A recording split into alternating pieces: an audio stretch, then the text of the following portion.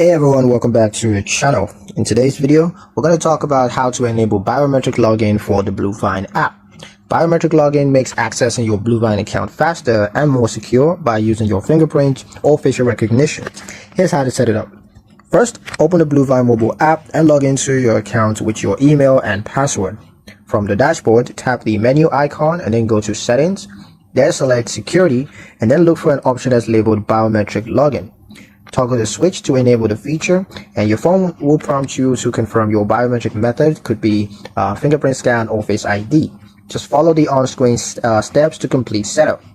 Once activated, log out of the app and then reopen the Bluevine app, and instead of typing your password, use your fingerprint or face scan to sign in instantly.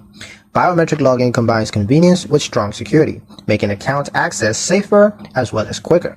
And that's pretty much it for the video, guys. Hope you liked it. Hope you found the information here useful enough. If you did, like, share, and subscribe for more helpful tutorials. Thank you guys for watching, and I'll see you in the next one.